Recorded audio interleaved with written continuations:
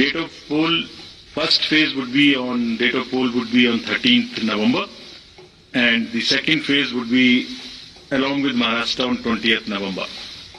So the date of issue of notification for Jharkhand phase 1 would be 18th, and for phase 2 would be 22nd, along with Maharashtra. Nominations for phase 1 would be till 25th of October, and for phase 2, 29th. This slide we will share with everyone. And date of poll would be 13th November and 20th November, both Wednesdays. And date of counting would be 23rd 11, that is Saturday. Jharkhand विधानसभा की 81 सीटों के लिए चुनाव आयोग ने तारीखों का ऐलान कर दिया है। झारखंड की सभी 81 सीटों के लिए 2 चरणों में मतदान होगा। 13 और 20 नवंबर को 2-2 चरणों में मतदान की तिथि निर्धारित की गई है, जबकि 23 नवंबर को मतगणना होगी। मुख्य चुनाव आयुक्त राजीव कुमार ने चुनाव कार्यक्रम का ऐलान किया है। रांची, झारखंड में 13 और 20 नवंबर को 2024 का विधानसभा की 81 सीटों के लिए वोट डाले जाएंगे। मुख्य चुनाव आयोग राजीव कुमार ने चुनाव कार्यक्रम का ऐलान किया। इसके तहत पहले चरण में 13 और दूसरे चरण में 20 नवंबर को वोट डाले जाएंगे और 23 नवंबर को वोटों की गिनती होगी। महाराष्ट्र विधानसभा इलेक्शन 2024 महाराष्ट्र में 20 नवंबर को एक ही चरणों में होगा चुनाव। महाराष्ट्र विधानसभा चुनाव की तारीखों का ऐलान हो गया है। मुख्य चुनाव आयुक्त राजीव कुमार ने बताया कि 20 नवंबर को राज्य में चुनाव होगा। मौजूदा समय में महाराष्ट्र विधानसभा की बात करें तो 288 विधानसभा सीटों में सत्ता पक्ष यानी महायुति गठबंधन के पास 218 सीटें हैं। महाराष्ट्र में महाविकास अघाड़ी दल और महायुति गठबंधन के बीच सीधी टक्कर है। कुल 288 विधानसभा सीटों पर होगा चुनाव। 2019 में भाजपा ने 105 सीटों पर जीत दर्ज की थी। 20 नवंबर को चुनाव होना है। डिजिटल डेस्क, नई दिल्ली। महाराष्ट्र विधानसभा चुनाव का शंखनाद हो चुका है। चुनाव आयोग ने तारीखों का ऐलान कर दिया है। प्रदेश में 20 नवंबर को एक ही चरणों में मतदान होगा।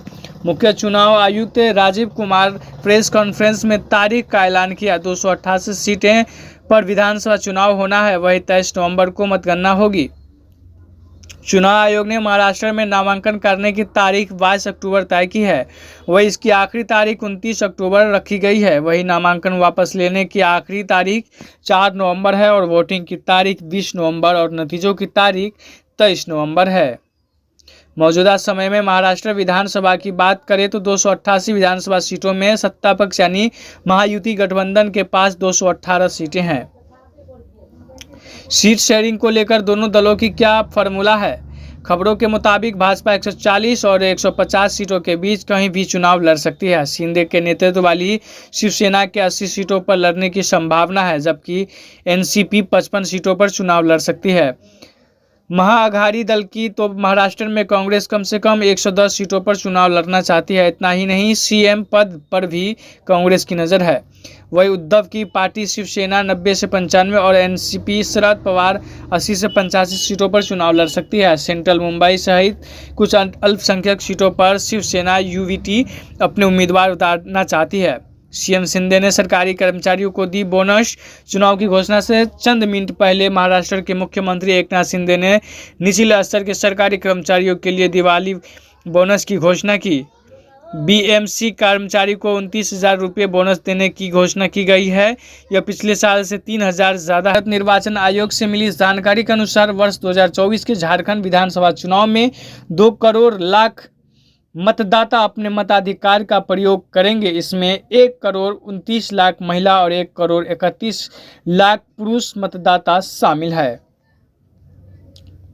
11.84 लाख मतदाता पहली बार डालेंगे वोट। वर्ष 2024 के झारखंड विधानसभा चुनाव में 18 से 19 वर्ष के 11,84,000 मतदाता पहली बार वोट डालेंगे। वही 20 से 29 वर्ष के युवा मतदाताओं की संख्या 66 लाख से 84 लाख के बीच है। झारखंड में 28 सीटें एसटी और 9 एससी के लिए आरक्षित है। मुख्य चुनाव आयोग ने कहा कि झारखंड की 81 विधानसभा सीटों में से 28 सीटें अनुसूचित जनजाति और 9 सीटें अनुसूचित जाति के लिए आरक्षित है। झारखंड में 2.53 करोड़ से अधिक मतदाता अपने मताधिकार का प्रयोग कर सकेंगे। सभी मतदान केंद्रों पर मूलभूत सुविधाएं उपलब्ध कराई जाएगी, जबकि निष्पक्ष और भय मुक्त वातावरण में मतदान कराने के लिए सुरक्षा के आवश्यक इंतजाम किए गए हैं। 5 जनवरी 2025 को खत्म हो रहा है कार्य। मौजूदा झारखंड विधानसभा का कार्यकाल 5 जनवरी 2025 को खत्म हो रहा है। पिछले 5 साल से झारखंड में जेएमएम, कांग्रेस और आरजेडी गठबंधन सरकार की चल रही है। इस दौरान करीब 4.5 साल तक हेमंत सोरेन के नेतृत्व में सरकार चली, जबकि कुछ महीने तक चंपई सोरेन ने मुख्यमंत्री की कुर्सी संभाली। लेकिन सीएम पद से हटने के बाद चंपई सोरेन ने जेएमएम छोड़ दी। बीते लोकसभा चुनाव में बीजेपी को राज्य में 2 सीटों का नुकसान हुआ था, जबकि कांग्रेस और झारखंड मुक्ति मोर्चा 4 सीट जीती थी। बने रहे एमएसपी न्यूज़ 24 के साथ। मधुबनी से एमडी सुल्तान की रिपोर्ट, एमएसपी न्यूज़ 24 ब्यूरो।